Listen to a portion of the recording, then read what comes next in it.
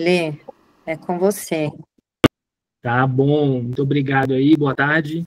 Então, pessoal, essa aqui é a ideia que a gente tem de fazer uma trilha aí de artigos, né, que parece que é um conteúdo que ficou um pouco defasado na residência, e sem dúvida nenhuma é um conteúdo importante, acho que para qualquer residência, mas em UTI eu acho que isso é imprescindível. A gente vem de uma escola que é muito forte em metodologia científica, aqui de São Paulo, então é importante a gente trazer um pouco disso aí para vocês, e essa primeira aula é introdutória, a gente não vai falar muito de artigo. Eu quero falar com você de um assunto precedente a isso, que é verdade, que eu acho que é uma coisa que às vezes a gente tem dificuldade de lidar, e é fundamental que a gente tenha esses conceitos consolidados como médico mesmo. Acho que essa é uma aula aqui que, na realidade, deveria ser dada na faculdade. Então, essa é a primeira pergunta que a gente se faz, né? O que é a verdade, né? Essa é uma pergunta completamente filosófica, mas é uma pergunta do dia a dia, tá? Então, o que é verdade? Pegar a principal definição de verdade, ela é a afirmação da existência de algo que é, e, ao mesmo tempo, também a afirmação da não existência daquilo que não é. Essa é a definição. Essa é a definição filosófica do que é a verdade. E ela traz um efeito, né? Ela traz o efeito que é o seguinte: toda vez que a gente pensa que realmente uma coisa é e aquilo é, ou que a gente pensa que uma coisa não é, realmente não é, nós estamos pensando verdadeiramente. Existe uma correspondência entre aquilo que é pensado e o tecido da realidade, seja essa realidade uma realidade material ou um componente abstrato, como um pensamento. E a verdade, por consequência, ela traz um conteúdo chamado conhecimento. Então, o que é conhecer algo? É possuir a verdade sobre aquele algo. Então, a verdade não é uma questão de eu acho. Não adianta você. Seria até estranho você falar de eu acho que 2 mais 2 é igual a 4. Não existe o achar. Isso simplesmente é. Isso prescinde a questão da sua opinião ou ausência dela. E existe um problema muito sério com isso, porque como é que a gente testa o que a gente está pensando com a realidade para saber se a gente está pensando algo verdadeiro, pensando verdadeiramente? De fato, a gente não tem um acesso à realidade. O que nós temos é o nosso corpo físico, e esse corpo ele traz impressões que a realidade causa aos nossos sentidos, ao nosso tato, ao nosso paladar, à nossa visão, e esses sentidos vão fazer com que a gente cheque e veja se o nosso pensamento é verdadeiro. Alguma pessoa pode pensar, mas isso é uma coisa meio viajante, uma coisa meio abstrata. Não, isso é real, porque nós podemos nos iludir. E a ilusão é exatamente isso, é achar que está com a verdade quando aquilo não é verdadeiro. É importante a gente ter esse conhecimento de que o acesso à verdade propriamente dito, ele é quase impossível. Alguns filósofos que são mais nihilistas, como o próprio Nietzsche, né, e outros mais, acreditam que nós nunca teremos acesso à verdade. Então, a verdade ela é impossível de ser atingida. O que nós podemos ter é uma impressão da verdade. Alguns que são mais razoáveis veem a coisa como um meio termo, tá? Então, novamente, essas pessoas que veem como meio termo, como é que elas enxergam que a gente tem acesso à verdade? Através da lógica. Por quê? Porque através da lógica eu consigo ter axiomas, né, que são afirmações autoevidentes do tipo um ponto é a intersecção entre duas retas. Isso é um conceito autoevidente. Ou senão que um triângulo é um polígono de 3 lados. É uma verdade autoevidente, não precisa ser explicado. E a partir desses axiomas a gente constrói verdades. Tipo, se eu tenho 2 triângulos juntos, eu formo um paralelogramo. E por aí vai, a gente vai fazendo a verdade. Então, eu já dei para vocês a deixa de que são exemplos matemáticos. Aqui à esquerda está o nosso querido Euclides, né, que foi quem escreveu os elementos e descreveu a geometria plana euclidiana de forma magnífica. E através da lógica euclidiana e da lógica matemática, nós temos acesso à verdade. E aquilo que não é matemático, a gente não consegue ter acesso à verdade. Ou o que a gente pode fazer é tentar matematizar a realidade, para daí sim a gente chegar mais próximo da realidade. Existem situações onde a gente fica infinitamente próximo da realidade. Que situações são essas? São aquelas onde a coisa é muito escancarada. Então, por exemplo, eu estou usando aqui um privativo verde. A maioria das pessoas que vão enxergar isso aqui, exceto alguns daltônicos, vão entender que isso aqui é verde. Então, provavelmente, a chance disso ser verdade é infinitesimalmente, ou melhor, infinitamente grande, mas ainda não é a verdade. Ainda existe o precedente de ser uma ilusão. Tá? E o empirismo é isso, é a gente experimentar as coisas com os nossos sentidos e também com algum tipo de sistematização lógica para tentar chegar o mais próximo possível da realidade. Tá? E como é que a gente traz isso para a medicina? Então, o que acontece? A gente tem acesso somente às impressões causadas realmente nos nossos órgãos físicos. Quando nós fazemos experiência, ensaios clínicos, estudos observacionais, o que a gente tem? A gente tem uma impressão que a realidade que essas pessoas, esses pacientes trazem, para nós, e a gente pega essa impressão desses indivíduos e tenta transformar isso numa informação clínica para um paciente que nunca foi testado. Isso mostra a diferença, a distância que existe da verdade entre eu falar que eu estou com um jaleco verde aqui, ou melhor, um privativo verde, e eu olhar para um paciente e falar que eu vou reduzir 33% da mortalidade dele se eu der um AS e tiver um infarto no supra. Então, para você ver, eu estou pegando um grupo de indivíduos, tentando pegar a informação desse grupo de indivíduos e trazer para um paciente específico que sequer foi testado. E mesmo que você me diga, esse doente já tomou AS antes, era uma outra situação, de tal forma que existe o paradoxo de Rumi, né? O indivíduo não pode ser controle dele mesmo. Por quê? Ele se torna diferente a cada momento que passa. Um segundo depois já é outra pessoa. Então, ele não pode ser realmente controle dele mesmo. Então, como a gente não tem realmente a verdade sobre um paciente, o que nós temos é uma opinião. E é isso que é importante a gente entender. Toda a medicina base de evidência, todos os artigos que a gente lê, nos municiam com opiniões. Lógico, opiniões mais fundamentadas, próximas à verdade ou não. Certo? Então, o conhecimento é um pensamento que é munido da verdade, é certo. Não tem necessidade de concordância universal. Não faz sentido achar que alguém sabe, porque não cabe opinião. Não existe opinião sobre isso.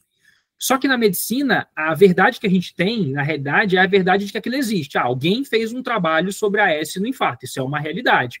Agora, o conteúdo desse artigo não é conhecimento. O conteúdo desse artigo é opinião. Então, a opinião que acontece é um pensamento desprovido da verdade, ou seja, ele consiste numa incerteza. Por isso que as opiniões podem ser verdadeiras ou falsas.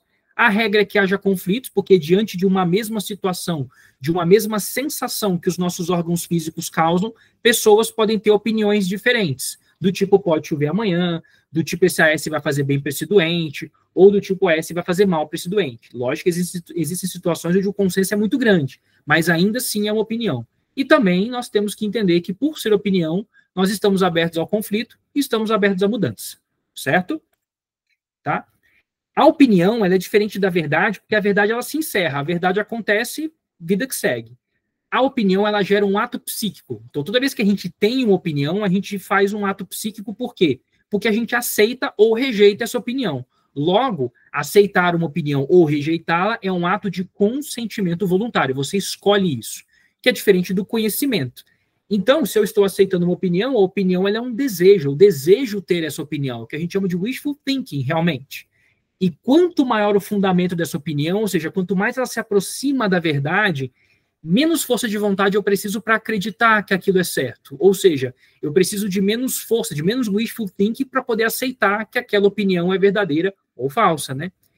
Só que quando a gente tem uma opinião que é pouco fundamentada, ou que a gente não tem certeza do quão próxima ela está da verdade, ela pode inclusive ser a verdade, verdadeira.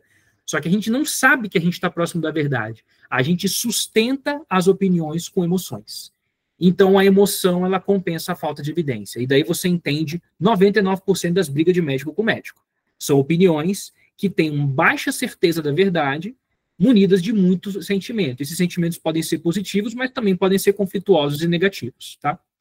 Então, esse aqui é o que o David Hume falava, né? Se pegarmos qualquer volume, podemos perguntar, volume é um texto, né? Existe nele algum raciocínio abstrato ou relativo à quantidade ou número? Ou seja, existe alguma matemática envolvida?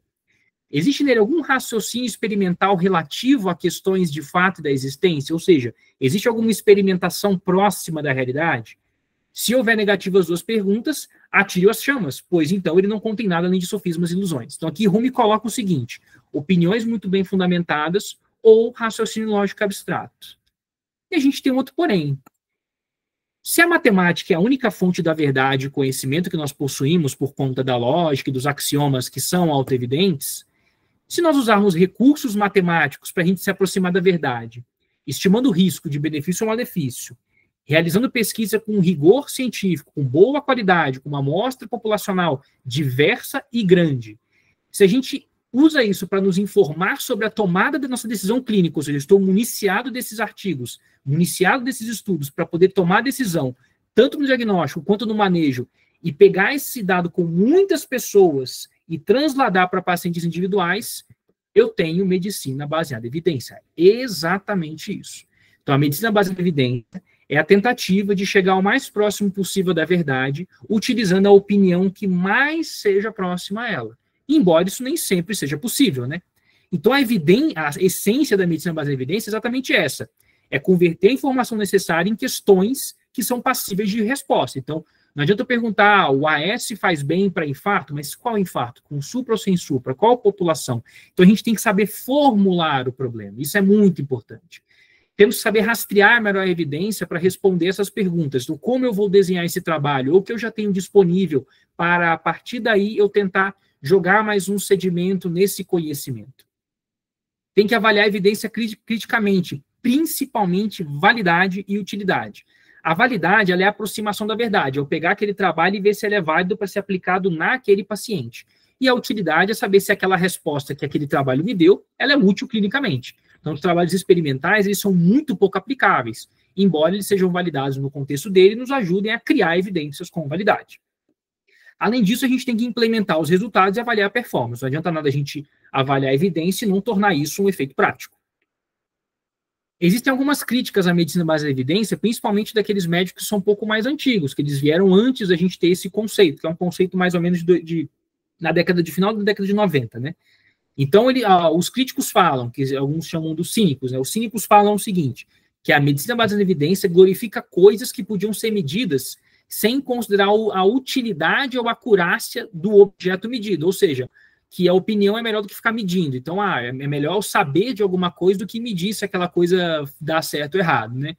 Então, a medicina baseada em evidência, ela aceita, sem crítica, dados numéricos. Então, tem número, tem verdade, entendeu? Essa é uma crítica. A outra crítica é que a preparação de guidelines são feitos por experts que são auto-intitulados, né, que são a patotinha que faz os guidelines, e que não estão na vida real, na essência da beira do leito, na assistência ali. Isso é outra crítica, né? Não adianta você ter a medicina baseada em evidência se os guidelines são feitos por pessoas que se auto-intitulam experts, né? E também que a utilização realmente desses recursos matemáticos para poder tentar chegar próximo da verdade retira o embasamento da liberdade clínica, né, por impor protocolos muito rígidos. Porém, a medicina baseada em evidência condena isso tudo. Então, essas, na realidade, são críticas que a própria MBE também condena. Então, são coisas que não fazem sentido para serem utilizados como argumento contra a medicina baseada em evidência. Tá? E, inclusive, nós temos problemas com ela, né? A maior problema da medicina baseada em evidência é pegar um trabalho de muitas pessoas, de uma certa população, e transladar isso para um indivíduo que é único e exclusivo. E, além de tudo, ele é único e no outro dia ele é outro único. E na UTI é muito comum, né? O paciente é um num dia, é outro no outro, e por aí vai. E, além disso, transladar esse conhecimento de pesquisa para a prática, né? Isso requer que os trabalhos científicos eles tenham algumas coisas, como validação externa é uma qualidade necessária, ou seja, não adianta o trabalho ter um efeito naquela população estudada se eu não consigo transformar aquilo numa informação para pacientes fora do estudo. E isso, logicamente, fala a favor da qualidade da pesquisa e, lógico, se responde à pergunta. Muitas vezes a gente está lendo uma coisa, acha que aquilo responde à nossa pergunta, quando, em verdade, aquilo responde uma outra pergunta, né? E, da mesma forma, a medicina baseada em evidência tem perigos. Quais são os perigos dela? É a pessoa ficar muito letrada na medicina baseada em evidência e esquecer de ver o paciente. A gente aplica ela sem considerar as circunstâncias individuais e prioridades do paciente que recebe o tratamento, e também que a prática clínica ela é muito complexa. Então, o AS para paciente com infarto vai bem? Vai muito bem, principalmente no infarto com supra, no sem supra também. Mas e no paciente que está com uma ulcerativa? E no paciente que tem intolerância ou alergia ao AS? E no paciente que já teve uma reação adversa anterior? E no paciente que está em um programa de cuidados paliativos? Então, todas as variáveis trazem uma complexidade da prática clínica que reduz a minha capacidade de validação externa daquele trabalho que foi feito com a população muito controlada. Só para dar um exemplo muito claro, a maioria dos trabalhos que estudaram infarto excluem pacientes acima de 75 anos. Então, se eu for cartesiano em medicina baseada em evidência, se eu for radical, no paciente que chegar acima de 75 anos, não vou fazer nada. Esse paciente não tem evidência, não vou fazer nada. Só que não é assim que a coisa funciona, né? A gente tem que saber também trafegar nesse caminho para a gente chegar no melhor tratamento para aquele paciente. Me parece muito longe da verdade que esse paciente se beneficia de nada. Talvez ele se beneficie de um tratamento individualizado. E é exatamente isso que a experiência nos traz. Por isso que ela é muito fundamental. E a medicina baseada em evidência não pode ser reducionista e ser aplicada no vácuo. Então aqui eu fiz um relato, aqui eu coloquei o diabo porque é a representação do pai da mentira para a maioria das religiões cristãs e algumas religiões ocidentais, mas poderia colocar aqui o Tártaro, poderia colocar aqui o Hades, poderia colocar qualquer outra coisa. E no lado seguinte eu coloquei realmente um cérebro que está conectado com um espaço metafísico, provavelmente próximo da verdade aí, ou na própria verdade, que está transcendendo os nossos estímulos físicos. E no meio eu coloquei a nossa hierarquia, lembrando que a gente nunca chega na mentira e também nunca chega na verdade, a gente está no meio do caminho. Essa é uma hierarquia muito clássica, a maioria dos livros de metodologia científica trazem, né? Qual é a evidência que tem mais proximidade com saber a verdade? São os relatos de caso e a opinião de cada um. E daí a gente parte para os observacionais, que são os estudos de corte, caso-controle, e daí para frente a gente tem os estudos que são prospectivos mesmo, né? Que são os ensaios clínicos, os ensaios clínicos randomizados de boa qualidade, duplo cego, controlado, multicêntrico, e, logicamente, o que seria o melhor de evidência é a revisão desses ensaios clínicos, né? Só que nem sempre é assim, né? Existe uma situação onde isso se troca. O ensaio clínico é pior do que a coorte, que é pior do que o relato pessoal.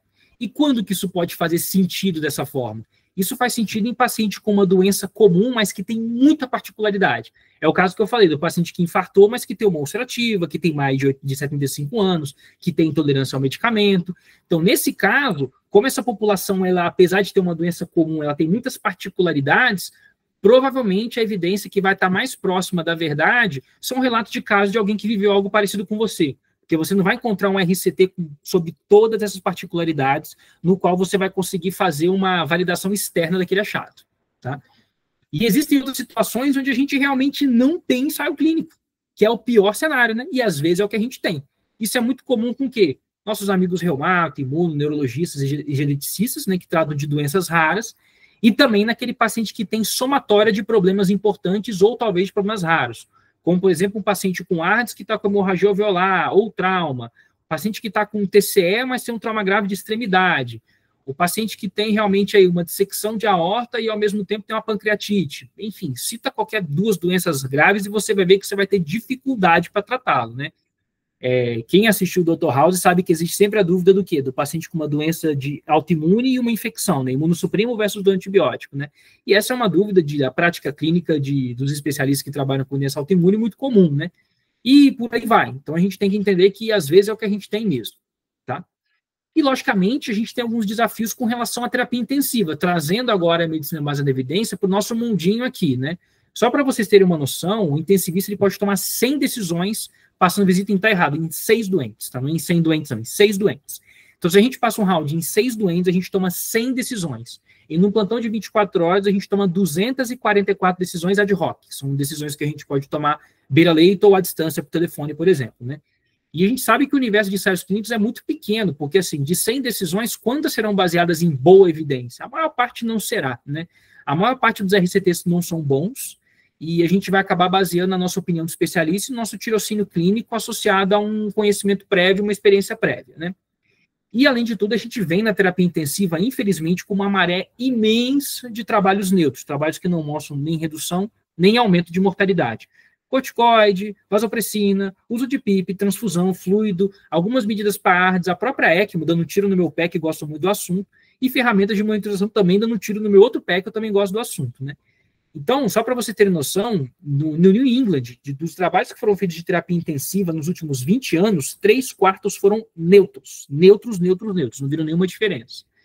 Para trazer um pouco mais de alento para vocês, nos últimos 5 anos, nós tivemos alguns trabalhos que foram positivos. Por exemplo, aquele da RCP, que você faz o choque cruzado, né, ou aquele choque bifásico, né?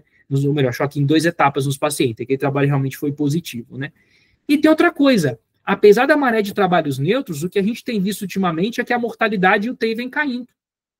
Essa é uma verdade.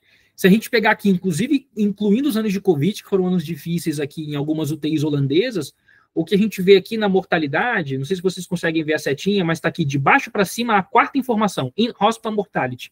Você vê que teve uma redução próxima de 3% com um P significativo. Aí você fala, 3%? Cara, 3% de mortalidade é muita coisa, porque esses doentes já morrem pouco.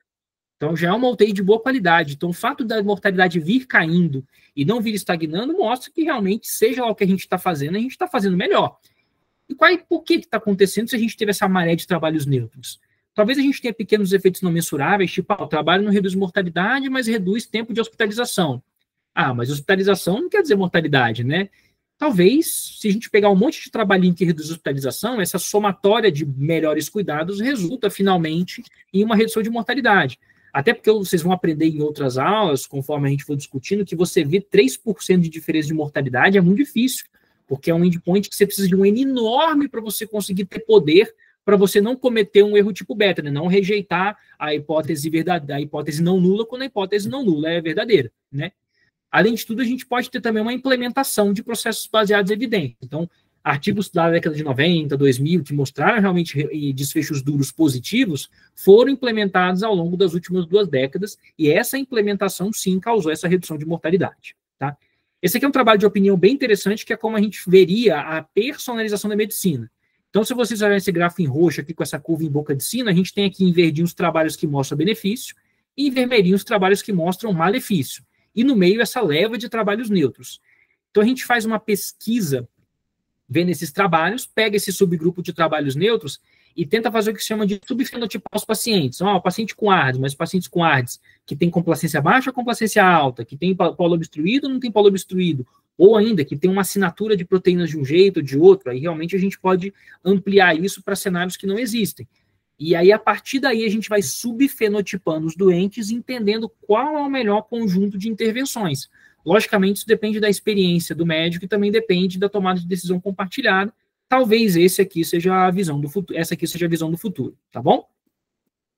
Então, a gente falou bem de medicina baseada em evidência, fizemos uma boa pincelada aí, e acho que a gente tem que agora dar umas dicas para vocês aí.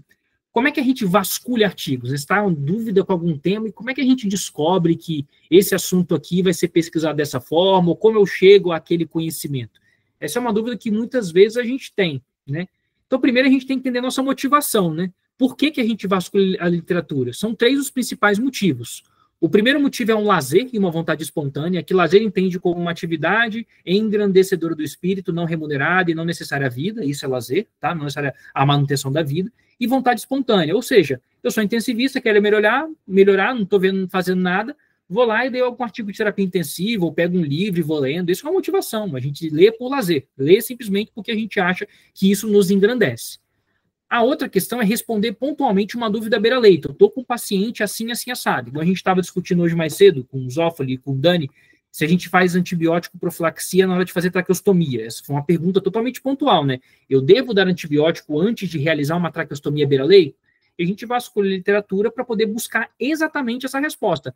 Não me interessa o resto, não me interessa se é percutânea, se é aberta, se o doente tem DPLC, não tem, não me interessa se a gente vai dar beta-agonista ou não, isso não me interessa. O que me interessa é somente essa pergunta.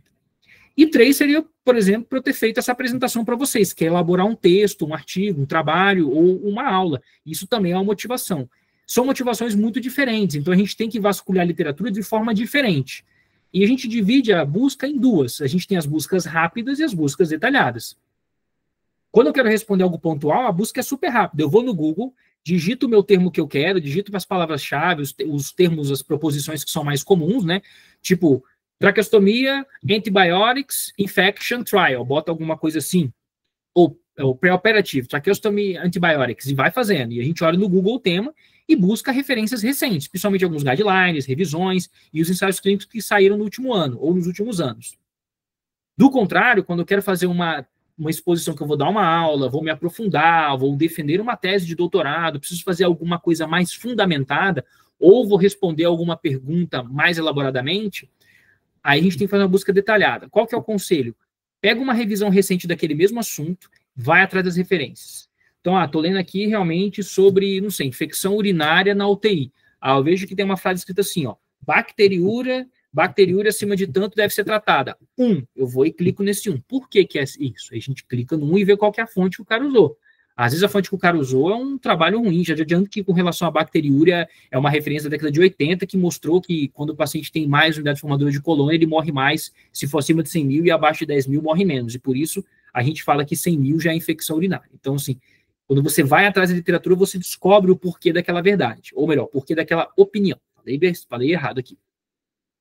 Outra dica também é pegar um trabalho que é seminal, um trabalho muito importante sobre aquele assunto e pegar todos os trabalhos que citam aquele trabalho. O Google Scholar é uma ferramenta que tem isso, mas se eu não me engano, no PubMed também tem.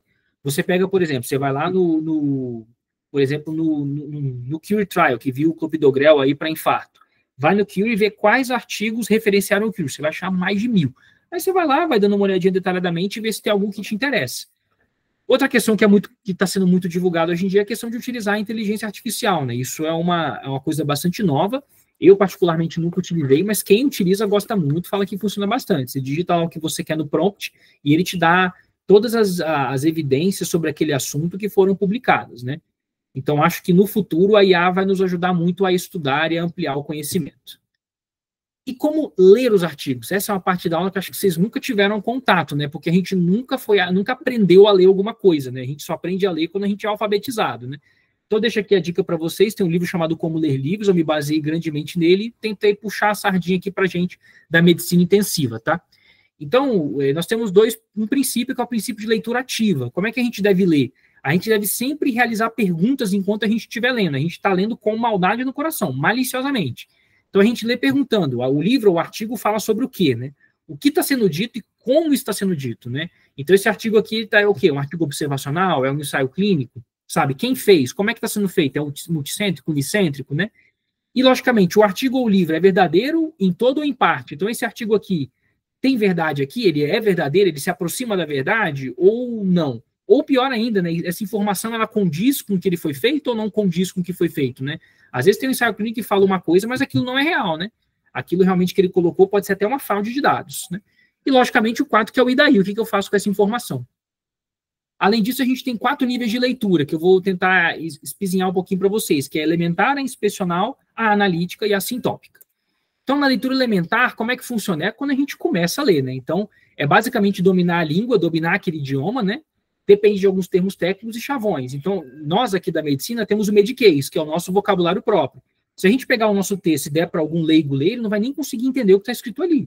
Da mesma forma que você pegar uma tese de física, a gente não consegue ler, por quê? Porque a gente não sabe o que está escrito ali. Então, é necessário conhecer a linguagem e o idioma. Além disso, inicialmente, a gente faz uma leitura inspecional, se a gente quer sondar sobre o que é aquele assunto. Isso é muito interessante para a gente separar o joio do trigo. Então, será que esse artigo me interessa? Então, estou lendo sobre infarto. Se você digitar alguma coisa sobre isso, você vai achar assim, trabalhos de como manejar o paciente infarto ambulatorialmente, depois que infartou. Não interessa a gente. Então, a gente faz uma sondagem sistemática para separar as coisas. Para nós, é interessante usar o título e o abstract. Isso já costuma ser suficiente. Dificilmente a gente vai ler uma coisa que a gente não quer se a gente ler essas 2 etapas do artigo, né? E a segunda parte da leitura inspecional é fazer uma leitura superficial. É ler numa pataquada só. Ler de uma vez, não se apega a referência, não se apega a rodapé, e o objetivo é tentar entender pelo menos 50% do conteúdo. Vai falar, mas é muito pouco, 50%. Na próxima leitura que você fizer, esses 50% já te ajudam a focar naquilo que é mais importante. Você vai deixar de prestar atenção em algumas estruturas para começar a se aprofundar em outras. E daí a gente parte para essa leitura analítica. Antes de partir para a analítica, eu quero falar para vocês com relação ao conceito de leitura rápida. Muita gente às vezes erra porque fica lendo e fica retrocedendo. Lê uma linha, volta. Lê a linha, volta. Isso é péssimo para a leitura porque o olho está cego quando a gente está se mexendo. Então, enquanto o olho mira, ele vai fazendo a mirada, ele está cego, ele não consegue ler. Então, o que a gente tem que fazer é o seguinte, é ler num ponto, apontar aquele ponto, ler aquelas 3 ou 4 palavras, que é o que dá para ler, e partir para a próxima. O que ajuda? Seta de mouse, lápis ou a ponta do dedo ajudam a evitar o chamado retrocesso ocular. Tá? Na leitura analítica, o nosso objetivo é entender com mais profundidade o que o artigo tem a oferecer. Então, a gente primeiro classifica o texto. Eu preciso saber o seguinte, o artigo é sobre o quê? O tema do assunto, do artigo, né? O assunto dele. Né? Entender as partes e colocar aquilo em ordem. Tudo bem que a maioria dos artigos tem aquela ordem, introdução, materiais e métodos, resultados, discussão e conclusão. Só que se você pegar um artigo da Nature, é introdução, resultados, conclusão e o método fica lá no final. Então, é importante a gente conhecer bem esse roteiro de como as coisas são em ordem para conseguir colocar isso na nossa mente. Às vezes você lê o artigo e fala, estou duvidando que isso aqui é verdade, já vai para os métodos para poder entender como ele foi feito, né? E, além disso, descobrir os problemas do autor, né? A gente tem que saber classificar o texto, saber quais perguntas eles estão propondo a responder, o que a gente chama da pergunta do artigo. Qual que é a pergunta do artigo? Isso será feito muito quando vocês vierem de Journal Club, a gente vai perguntar para vocês qual é a pergunta do artigo, e vocês têm que saber responder. Tá? Depois disso, a gente tem que saber interpretar o autor. Então, como é que a gente interpreta o autor? A gente vai localizar os argumentos que vão defender esse trabalho, né? E, normalmente, onde é que estão esses argumentos? Estão na metodologia. A gente vai procurar o quê? Sentido, para ver se realmente fez sentido a forma como ele desenhou esse trabalho, o rigor estatístico que ele utilizou, a população que ele utilizou, se aquela população realmente representa aquela doença e tudo mais, né? E, além de tudo, a definição da doença em si. Às vezes você vai ver o paciente, como é que ele definiu o infarto, por exemplo. Ah, definiu o infarto como dor no peito e tropo depois, sabe? Não é assim que a gente quer, né? A gente quer um artigo muito bem feito. Como é que ele definiu a coisa? Né? E, logicamente, trazer esse conteúdo para a prática clínica, que é muito importante, e descobrir quais soluções eles deram e como eles deram essas soluções. Normalmente está na discussão, que aí o autor vai dar uma posição dele com relação às conclusões que ele tirou acerca do que ele fez. A conclusão é um texto final, as conclusões do autor costumam estar na discussão, que é onde ele coloca o artigo dele na realidade do que a gente já conhece. Tá? E o próximo ponto, que é o mais difícil, é debater com o autor. Toda vez que a gente está lendo um artigo, a gente está conversando com os autores. Tá? E o que é importante é não criticar um artigo até a gente ter entendido totalmente o seu conteúdo. Então, isso é uma questão de etiqueta de leitura. Primeiro, diga entendi, para depois dizer se eu concordo ou não. Lembra? A opinião ela tem que ser baseada em quê? No mais próximo que a gente tem da verdade. Se a gente está afastado da verdade, a gente está munido de emoções. Se a gente defende com emoções, o que acontece? A gente não consegue chegar próximo da verdade, que é o nosso objetivo com aquela leitura, né? Lembrando que não entender é normal e aceitável. Então, fiquem tranquilos, leiam de novo, procurem ajuda, leiam textos de apoio na internet, a opinião de quem leu aquele artigo, tem um monte de site sobre isso para vocês verem, tá? E entender que o seguinte, se a gente discorda ou concorda de um autor sem entender, é completamente imprudente. Na realidade, eu estou sendo levado pelas emoções, é isso que está acontecendo. Eu não estou sendo levado pela minha opinião melhor fundamentada pelo empirismo, né? E não adianta, se você pega um artigo para ler e você quer se sentir melhor que o autor, se você quer olhar aquela opinião não bate com a sua, vencer o debate com o autor é muito fácil, porque ele não está ali para se defender. Então, vencer o debate é sempre inferior a obter a verdade, né? E obter a verdade é impossível, mas a gente tende a se aproximar dela com a nossa opinião, tá? Então, a gente não pode discordar de modo competitivo, né? Como é que a gente faz isso debatendo com o artigo? A gente tem que mostrar exatamente onde há uma desinformação, ou seja, uma informação errada, mal informação, que é a falta da informação, ou onde não tem um conteúdo lógico. Tipo, o autor chega a uma conclusão que não faz sentido com o resultado que ele obteve. Isso é ilógico, né? E é até relativamente comum, tá? Por isso que a maioria dos artigos termina com mais artigos têm que ser feitos para estudar melhor o tema. Isso é sempre verdade, porque a verdade é inatingível. Quanto mais você estudar, melhor, né? E, logicamente, mostrar onde a análise está incompleta, onde essa estatística está errada, onde que essas conclusões não estão batendo com a metodologia, né? E é importante a gente ter etiqueta, não deixar o coração bater mais forte. Tranquilo, lê com tranquilidade. Se ficou emocionado, lê no dia seguinte, tá? E é importante também, para a gente ter aquela questão do entendi, a gente tem que se deixar seduzir ao máximo pelo texto, para daí discordar. E é aí que você vê o quão sólida é a sua opinião. É o quanto ela é capaz de resistir às seduções, né? É o quanto ali você é capaz de resistir às histórias de Sherazade. E, logicamente, a gente está coberto de razão. Normalmente, quando a gente fala que está coberto de razão, normalmente a gente está coberto de emoções, tá? Então, é importante. A gente nunca está coberto de razão, a não ser que você tenha lógica matemática ao seu favor, tá? E também a gente tem que reconhecer a nossa diferença entre o nosso conhecimento e a opinião. Ou melhor, o conhecimento e a opinião, tá? Os artigos científicos em medicina e em medicina intensiva, eles são todos de opinião. A gente não chega realmente à verdade. Então, discordar é natural. É natural você olhar um artigo e falar, pô, gostei, acho que eu vou fazer. E outra pessoa olhar e falar, não gostei, eu acho que eu vou continuar fazendo o que eu estava fazendo anteriormente. Isso não muda a minha prática clínica. Então, discordar é natural entre os seres humanos. Todos podemos ter opiniões diferentes. E a gente tem que entender que a gente precisa reconhecer de forma clara as evidências que sustentam tanto a concórdia quanto a discórdia. E daí nasce realmente a argumentação. E a partir da argumentação a gente pode ou convencer ou ser convencido. E, logicamente, os argumentos ficam melhores a partir do momento que o artigo tem uma metodologia que se aproxima mais da verdade. E o último grau da leitura, que é o que a gente pratica normalmente, é chamada leitura sintópica. O que ela significa? É você pegar um artigo que você analisou, juntar com outro, juntar com outro, juntar com outro, que sejam do mesmo tema, reunir esse conteúdo e chega a uma conclusão mais fundamentada, né? É uma parte super sofisticada da leitura. É o que realmente é feito, por exemplo, com revisão de literatura. A gente pega toda a literatura sobre um assunto. Lembrando que, às vezes, eu estou fazendo uma leitura sintópica sobre, sei lá, ventilação mecânica nos pacientes obesos. Inventei agora aqui. Quando a gente vai lendo sobre o assunto, a pergunta pode mudar ao longo do tempo. Então, se a pergunta inicialmente era como é que eu ventilo os pacientes obesos aqui, chega uma hora que você começa a perguntar Como é que eu monitoro a ventilação dos pacientes obesos? A pergunta mudou no meio do caminho. Isso é normal, isso faz parte do processo de maturação da consciência. A maturação da consciência torna as perguntas mais diversas ou mais aprofundadas. Outra questão do leitura sintópica é entender as divergências, então a gente tem que ter uma equipós, ou seja, uma equivalência de opiniões contrárias. Alguns fazem de um jeito, alguns fazem de outro. Alguns defendem passar balão esofágico em todo mundo com IMC acima de 40, outros falam passar balão esofágico naqueles pacientes onde tem alteração gasométrica, e por aí vai, né? Ordenar um peso em cada literatura, que para a gente é muito simples, né? A gente tem uma hierarquia de qual é a melhor evidência do ponto de vista de metodologia, e ter uma conclusão, e a conclusão pode ser, não tem conclusão, tá? Essa também não deixa de ser uma conclusão. E para finalizar aqui com vocês, uma outra dica que eu dou para vocês é tomar notas, tá? Isso é um costume que eu adquiri faz pouco tempo, e que tem um livro, né, do Son Chiares, que é como escrever notas, mas eu nem sugiro vocês leem, porque ele é um livro que é legal de ler e tudo mais, mas os conteúdos na internet atuais são melhores do que apenas o livro. E o que ele traz? Ele traz que escrever é uma ferramenta de aprendizado. Quando a gente escreve, a gente aprende, tanto digitar quanto escrever de próprio punho. E ter notas, elas servem de elemento de apoio, tanto para a gente poder dar aula, artigo, ou também para a prática clínica. E é interessante que quando você pega suas notas sobre uma certa literatura e vai anotando, a gente forma uma caixa de notas, que o autor chama de Zettelkasten, que nada mais é do que caixa de notas em alemão. Tá? E essa caixa de notas, ela age como sendo um segundo cérebro. Então, quando eu quero ler um assunto, alguma coisa, eu vou nas minhas notas, pesquiso a palavra-chave do assunto e aparece tudo que eu já anotei sobre aquele assunto. E, de certo modo, isso me ajuda a rememorar coisas antigas. E, com o passar do tempo, a caixa de notas ela vai trabalhando para você como um segundo cérebro mesmo. Ela pensa por você junto com você, né? Lembrando que é normal você escrever um monte de nota e se perder no meio do caminho. Isso é bom, porque como ela é um segundo cérebro, a gente também não consegue pensar todos os pensamentos que eu tenho na minha cabeça. Da mesma forma que você não precisa saber todo o conteúdo da caixa de notas. Ele vai aparecendo conforme você vai precisando.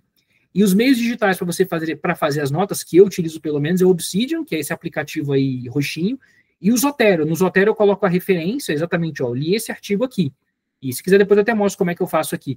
E no Obsidian eu pego e escrevo a nota, escrevo uma notinha rapidinho, assim, no máximo 2 páginas, sobre aquele assunto, justamente para a gente conseguir formar um arcabouço e depois só pegar, copiar e colar as notas e você consegue produzir aula, produzir texto, e até também usar como argumento para alguma coisa. Tipo, por que mesmo que eu ventilo obeso de tal forma? Aí você vai, ventilação, obeso, tem isso aqui na literatura, sim. Você rememora um assunto que você leu, que ficou só a impressão final e você esqueceu qual foi o fio da meada, né?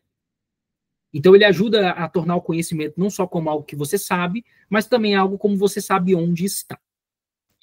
E, para finalizar, tem a frase do Augusto Hertilhandes, né, do padre que escreveu um livro sobre a vida intelectual, um livro excelente, assim, que ele diz o seguinte: tu és o consagrado, cuida daquilo que a verdade reclama, consente em favor dela na sua própria mobilização, em te fixares nos domínios que a ela pertencem, em te organizares e destituído de experiência, te apoiares na experiência dos outros. O que isso quer dizer?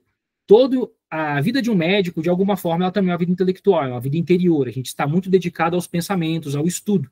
Então, é importante que a gente deixe que a medicina entre na gente da mesma forma que a gente entra na medicina. Então, a gente tem que entender que a verdade tem que ser cuidada com um certo carinho e as nossas opiniões fundamentadas nessa direção. E preservar uma vida intelectual é fundamental para o ser médico também, tá bom? Dúvidas?